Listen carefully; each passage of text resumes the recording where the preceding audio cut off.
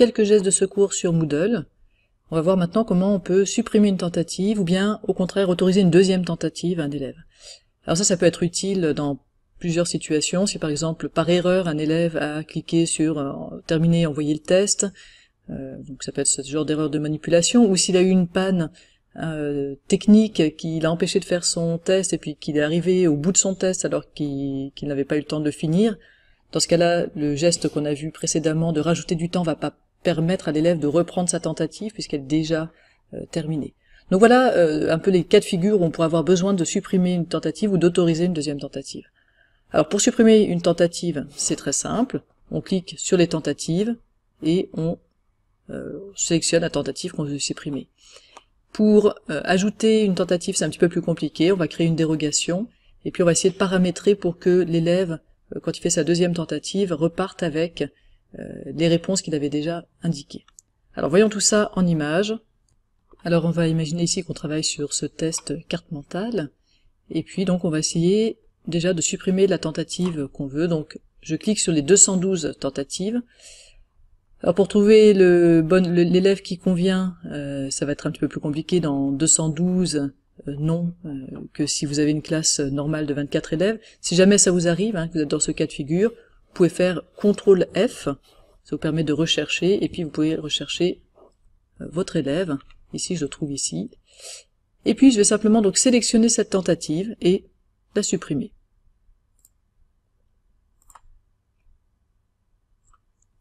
Dans ce cas, l'élève va pouvoir tout simplement effectuer de nouveau son test en sup, comme s'il n'avait jamais réalisé ce test.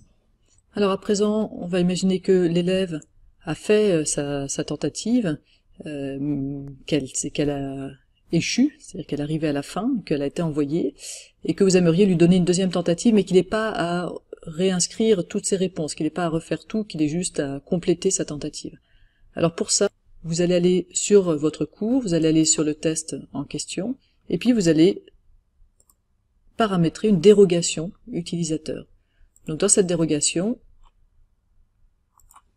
comme d'habitude, il va falloir dire à qui elle s'adresse. Donc vous allez sélectionner un élève en particulier, et cet élève, vous allez l'autoriser à faire 2 tentatives. Alors on peut enregistrer.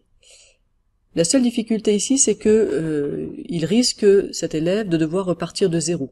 Donc effectivement, prenons notre élève qui a fait sa tentative, on lui a autorisé exceptionnellement une deuxième tentative, donc il peut faire, et il a ce bouton effectuer de nouveau le test qui apparaît, donc ça c'est bien.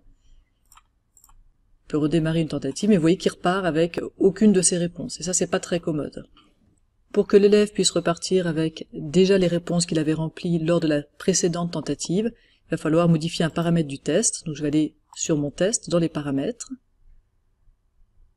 et ça se passe au niveau du comportement des questions.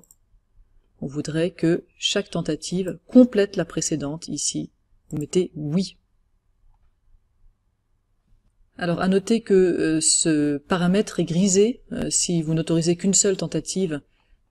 C'est le cas ici, j'autorise une seule tentative, mais il devient blanc parce que j'ai permis une dérogation avec 2 tentatives. Donc dès que, d'une manière ou d'une autre, il y a un élève qui a la possibilité d'avoir 2 tentatives, vous aurez la possibilité de jouer sur ce paramètre-là, mais vous ne pouvez pas le faire en avance.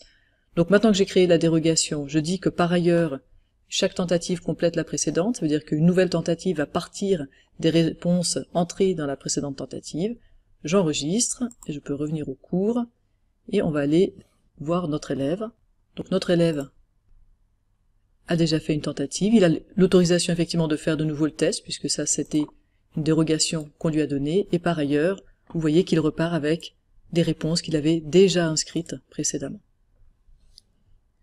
Alors voilà, on voit qu'on commence à toucher à des choses qui sont un peu délicates, mais vous allez voir qu'avec l'habitude, on fait ça très très bien, et puis ça permet d'avoir une grande souplesse au moment des tests pour résoudre les problèmes qui pourraient arriver.